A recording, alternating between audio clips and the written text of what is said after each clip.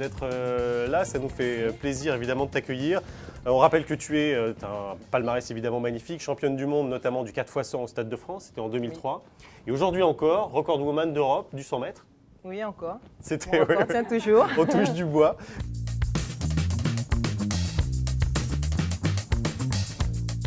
Oui, c'est vrai que ça a toujours été important parce que tout au début, quand je voyais les filles courir, il y avait c'était pas les mêmes shorts. Hein. Ça a vraiment évolué avec le temps. Les shorts étaient plus grands. Un peu flottant. Voilà, flottant. Ouais. Je trouvais que c'était pas très esthétique. Ça mettait pas vraiment le corps de la femme en valeur. Donc, au fur et à mesure des années, ça a évolué, bien évidemment. J'ai toujours pensé qu'une femme qui faisait du sport ne devait pas être nécessairement masculine. Et justement, c'était important pour moi de véhiculer justement la féminité à travers le sport. Je me suis toujours dit qu'une femme qui fait du sport doit aussi et peut se maquiller, se mettre en avant.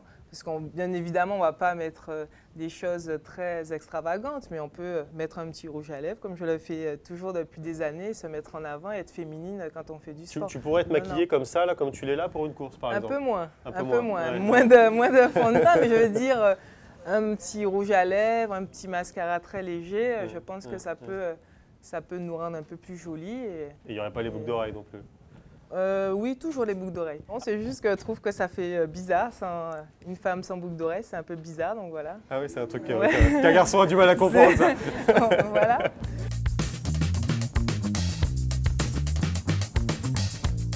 La beauté du geste, oui, mais efficace. En fait, c'est pas je vais courir, je vais être jolie. C'est un effort, c'est la compétition, donc c'était trouver le geste juste, le plus efficace.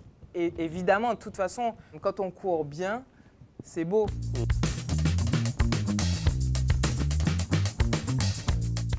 Oui, le 100 mètres, oui, un plaisir à courir en compétition. Mais le 400 mètres, que ce soit l'entraînement ou la compétition, ça a toujours été une torture pour moi. Non, c'est vraiment psychologique, physiquement, j'ai vraiment ce qu'il faut pour courir le 400 mètres. Si j'ai pas de... Mais jusqu'à maintenant, quand j'ai des longues distances à faire à l'entraînement, je sais que je vais y arriver, mais ça me prend quand même la tête.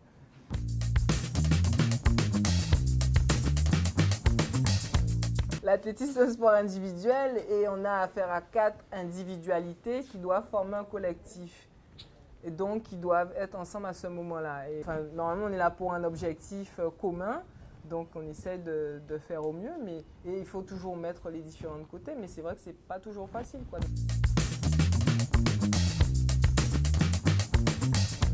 Il dit, ce qui est assez drôle, il dit à la fin d'une course, quand elle l'a perdue, on a l'impression que c'est elle qui réconforte Nelson Montfort quand il interviewe. Et c'est assez vrai, je trouve. Oui, je suis indolente, c'est vrai. C'est vrai que je suis une compétitrice quand même, j'ai l'esprit de guerrière et je ne peux pas être contente d'avoir perdu une course, ça c'est pas possible.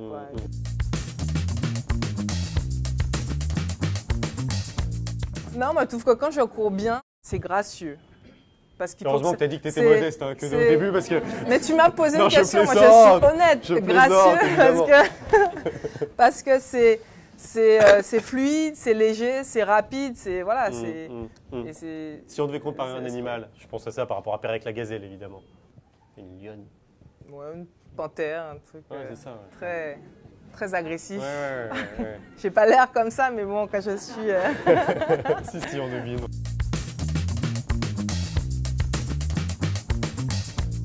Rien du tout sur leurs performances extravagantes. Il y a des athlètes que tu as côtoyés dont tu savais qu'elles se dopaient? Oui, jusqu'à maintenant. Encore maintenant? Oui. Par exemple? Il ne faut pas nous teaser comme ça, nous on a envie de savoir, c'est normal. On est entre nous, il n'y a pas de caméra. Non, je ne vais pas citer de nom, mais il y a des filles quand même, on voit le changement, quoi. Et tu dirais qu'il y a des nations qui sont plus... touchés, que c'est spécifique à des pays. En France, on n'est pas à l'abri d'ailleurs, il y a eu plusieurs cas, on le sait. Donc, on n'est pas à l'abri, mais c'est vrai qu'en France, c'est beaucoup plus, il y a beaucoup plus de contrôle quand même. Ah bon? Oui.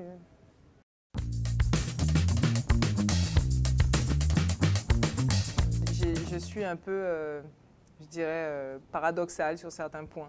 C'est vrai que quand j'étais petite, ma mère me disait toujours, mais je ne sais pas comment tu fais pour courir vite, parce que j'étais toujours très lente dans certaines choses et je prenais mon temps pour faire les choses et c'est vrai que ça a évolué, quoi.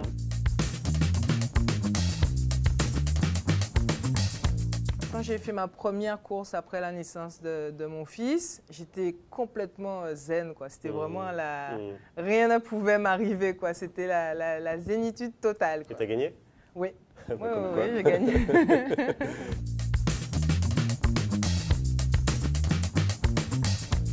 Il n'y a pas beaucoup de femmes entraîneurs en France et je pense que j'ai beaucoup à transmettre dans mon sport, donc pourquoi pas. C'est vrai que j'étais très exigeante envers moi-même pendant ma carrière. Et je crois que je vais être exigeante aussi envers mes athlètes si j'entraîne.